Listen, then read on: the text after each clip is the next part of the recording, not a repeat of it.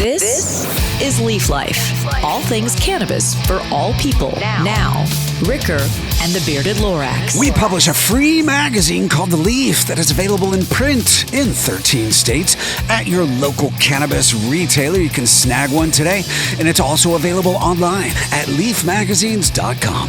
My name is Mike Ricker. Hello, I'm your host of Leaf Life with my studious co-host Wes Abney, also known as the Bearded Lorax. I speak for the trees. And there's AJOG. Hola, aloha, OGs. Mary J. White. The smoking female.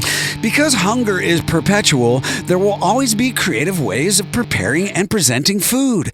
And while street eats have been the status quo for many cultures around the globe for decades, this popularity is relatively new in America, opening the door to fun differentiation for these meals on wheels. This is food cart culture. Ooh. Meals on wheels. Yes, please. Bring it over. Isn't that like for senior citizens, you guys? Yeah. Oh, We okay, love it. okay. And Portlandians. We support. Our first segment, Rice and Dice. I'll explain in a moment. Oh. He's also got a really cool stoner game, a dice game. And our second segment, the original fast food. Yeah, street food. Yeah. But before we get educated, we've got to get medicated. So let's get stoned. There we go. All right, light it up. Hells yeah. Wherever your day has led you, now it's time to fire up, chew up, or drink up.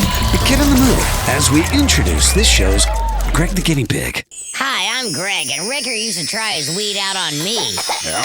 But now it's someone else's turn to be the guinea pig. You got to move it around a little bit. You know? Just the guinea pig all the time. So now we have a new guinea pig, and his name this show is Kyle HULINGS. He's the founder and owner of Garden Monsters Food Truck in Portland, Oregon. Big food cart culture in that city, about 2.5 hours south of us here in Seattle. And he's also the co-creator of Blazed Card and Dice Game, which was made for stoners. Kyle, welcome to the Leaf Life podcast, brother. Thank you so much. Very happy to be here. Good to have you. Appreciate you coming up. Now let's find out what you're going to be hitting as we spin AJ's wheel to see what's in AJ's stash. And now, what's in AJ's Here we go, you guys. Oh, we have some bomb concentrates from Dabstract. Oh, yeah. Kyle, you good to get stoned on the show? Sure. My God. Check that out, Kyle. my friend. He's a team player. Get That's it? He has a card and dice game, right? He's a player. That's some sour blue fruit. I think it's going to be pretty impressive. From Dabstract. Oh, yeah. They won a couple go. leaf bowls here it in over. Washington. Nope. It's upside down. You've Yeah. got it upside down, I brother. don't do a lot of Okay. dabs. I got you. Oh, right. What you do now, brother? Get ready. Here we These are go. diamonds, you guys. These are beautiful diamonds with terp sauce. Look at Diamonds are a that. girl's best friend, right, AJ? Ay. Sour blue fruity. Nice work. Yeah, so Dabstract's Bomb. I think this is also going to be fire, my in friend. California. They're one So of my here favorite is the concentrate companies. So you just pull from Right? here. So you just pull from here, and this ceramic piece goes into the bowl. Oh, So, easy and be fun. mindful. It's going to happen pretty fast, and you're not going to realize it. Yeah, there you go. There you go, bro. Just dip it. what have you got me into? Dip So and here rip. you go. There you go. With the Dabski dabbing tool. Yeah. I Yes. love the Dabski. The dab so ski. cool. Oh, that's going to be a very Oh. dragon kind. Dragon rip. Dragon rip. Very dramatic dragon rip. There it is. Oh, Hey, yeah. moment of You want silence more? You're welcome to. Wow. We'll start there. for the dabbers. Okay. We'll start there. We'll see how the show goes. All right. All right, so let's do it, man. Rice and dice. Obviously, you've got a very successful. Well, tell me about the food cart company that you have down there, first of all, but also we'll talk about Blaze, which is your dice and card game that you've innovated and now have a Kickstarter to raise money to get this baby on market. Yeah, we're about 3 weeks away. Hopefully, it'll be well funded by the time you all hear this here in a couple months. Oh, that's cool. That's so exciting. But yeah, I own Garden Monsters Food Carts. We celebrated our 10-year anniversary in February, Nice. and it's been a wild ride. Award winning. Award winning, yeah. We won Best Food Cart in Portland in 2018. Dude, is that every food cart in the city? Yeah, Wow. Wow. That's huge. number one. How many are there? About 700. It kind of fluctuates. There was as many as like 950 one year. We've been named one of the top 3-4 times. We've received international recognition from Virgin Atlantic. Do you put like cocaine in your tacos or something? What's the secret sauce? The secret is healthy fats. There you go. Yeah, There you so go. we make all of our dressings from scratch, and I learned the secrets in the mayo. So we even make the mayo from scratch, and we only use healthy fats in the mayo, extra virgin olive oil, and we are one of the things that makes us special and stands us out from other food places or other salad places is we do meat and veggie protein hot off the grill. So it's like really salad as a meal. We call them monsters for a reason. So you can even make them into wraps. I should have brought some for you guys. I'm sorry. I did come from Portland though. And just think salad burrito without the gut bomb. They're massive. They're the size of a baby's head. So Portland is probably the most recognized food cart culture at least in America. Oh, yeah. How did you win first place? I mean, it's got to be more than the mayo, brother. We definitely have a niche, and that was the reason why I decided to do this. I actually never worked in a kitchen in my life before doing this. I've got a strong background in marketing and sales, and I was doing online marketing for Yahoo, and I lost my job, and 3 weeks later just had this aha moment, realized a niche that needed to be fulfilled, and been running with it ever since. So, and the culture down there is very much about street food. You can get a peanut butter and jelly. There's peanut butter and jelly food carts. There's like potato chip food carts. Maybe, I don't know, but there's a wide variety because, Portland's weird, right? And people are very health conscious there. So I'm not surprised that Garden Monsters was voted #1. But the culture, the city of Portland is all about differentiation. It's the most European city probably next to New Orleans in the United States. And it's very, different from Seattle or San Francisco or Los Angeles, the other major, coastal cities out here. What is it that makes it different? And why is the culture of food carts so popular there, other than what I just mentioned? It's just a melting pot of music and art and culture and food.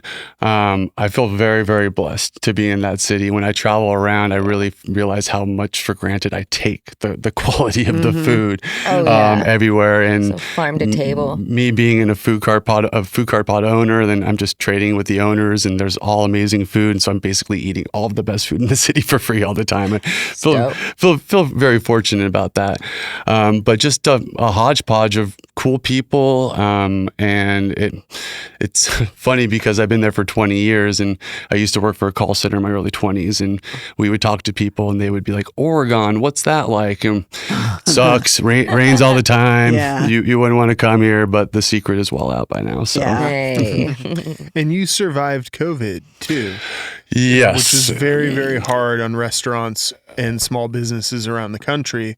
Not the actual virus, but the lockdowns. And So silver lining, and COVID was tragic and hard for so many people, but we were in this sweet spot because we could stay open and we were already outside. So people were it was like an excuse for people to leave their house while supporting a business, get some fresh air. It was just, and so actually we were really, really successful. I think one of our best years ever was that year. Sounds like the weed business. Of course, yeah. Everybody had free money and sitting at home doing nothing, playing video games and smoking away. It did change the restaurant scene though in Portland. Oh, it was detrimental. So many closed. It's pretty heartbreaking, but it's bouncing back, and and hopefully people land on their feet. But it really hit the restaurant industry extremely hard. So I used to have a restaurant, and I decided to close it. I actually make more money and have more fun in the food cart, and I'm just thanking my lucky stars that I decided to do that and not try to stick it out, because it would have more than likely crashed and burned when COVID hit. Portland's also probably the city with the most bicycles in the United States. So people are used to getting out, whether it's raining or not. I've lived in Portland. I did radio there at the rock station in 2009 to 2011. And I really love that city because it's vibrant and there is really good food. But more than anything else, people don't give a shit about the bad weather. They will get outside and live their lives. And I can't say the same for Seattle. Nothing against Seattle, but it's just a different culture. And so that makes sense that there would be all of these food carts and people would consider it kind of their own, Portlandians, that is. Like, this is how we do things. We don't give a fuck what anybody else does in their city. It has that mentality. And I think part of it is the size of it. It's got a big city feel, but it's really not that big. So you can, by bike, you can get everywhere, do anything you need to be, and throw on a poncho if you need, and you're fine. So. Shitload of bridges, though. So many bridges. Yeah, they just built one, the Tillicum, it's a pedestrian bridge for bikes and for people. So cool. I gotta go check that out. And the best light rail system in the United States, I think. The MAX. The MAX, and it's growing all the time. Yeah, the MAX system's legit. You can really get around the city of Portland. In fact, if you've never been there, they have an amazing park called Washington Park. And sort of midway through it is a rose garden. It's the Portland Rose Garden. And it's amazing. And during the summer, so I would take my bicycle, mountain bike, whatever, and I would take an elevator from and take the elevator to the top of Washington Park. It's a hill that looks down upon the city of Portland, and in the distance you can see Mount Hood. It's a really gorgeous view. It's so pretty. And the zoo is up on top, and I would start there with my bike, and I would roll all the way through Washington Park, and you would come to the Rose Garden, but just at the right point of the park, at the right time of year, you would get flooded with the smell of roses. Oh my gosh. I do that in the morning. That's exactly like, my route in the morning. I like to run it and bike it. But I don't do the elevator though. You also live in Portland, don't you? Yeah, totally. And I only live a few blocks from there, so. From the Rose Garden. So sweet. It's nice. So that's beautiful. part of that culture there is really imbibing in whatever, whether it's food, whether it's the outdoors, whether it's sunshine while it's happening, whether it's mountains, or whether it's the coast is only about an hour and 15 minutes away. So you can surf and you can actually snowboard or ski in the same day. But so there's no surprise that food carts are a huge part of the culture there and have taken off and influenced the rest of the country. Yeah, absolutely. You can see the culture of the food cart culture in Portland spreading to other places like Austin. So yeah, it's really, really cool. Right place at the right time for you. All right, brother. Now it's time for you to play more Stone than the Stones. Few people have done more hard drugs than the Rolling Stones. What's the secret? And live to tell the tale. You smoke a little bit. This is more Stone than the Stones. All right, bro. We all know that Keith Richards is a big partier, but just how big of a partier, Kyle? True or false? Ready? Ready. No, you're not. Not at all. You're not Look ready. at Kyle. He's not ready. Which is what I like. Embracing this. No, this is comedy, bro. Where I get to trick the guests. All right, here we go. Number one, while hanging out at a party with Dee Ramone, the two were given some amphetamine and took it to the bathroom to shoot up. Once there and needing water to mix it with, Keith took the end of the needle, dipped it into the soiled toilet water, which he drew into the syringe, and proceeded to inject it into his arm. True or false? This is Keith Richards. so disturbing. I'm sadly going to say true. It's incorrect. Oh, good. God, thank God. That was Sid Vicious. Somebody of course, did this. Of course. From the Sex Pistols, bro. Trick question. Yeah, that's so Sid. All right, number two. During a Rolling Stones tour in Dallas, Texas, a cowboy invited Keith to his table and put his cigarette out on his hand and challenged Keith to do the same. Keith responded by cutting his hand and allowing blood to run down his hand and all over his food, which he continued to eat, much to everyone's horror. True or false? God, I hope it's false. I'm going to say false. He's right. Oh, God. That's some real, Ozzy Osbourne shit. Yeah, that right was there. actually Sid Vicious. Oh my God. Same person. So Sid.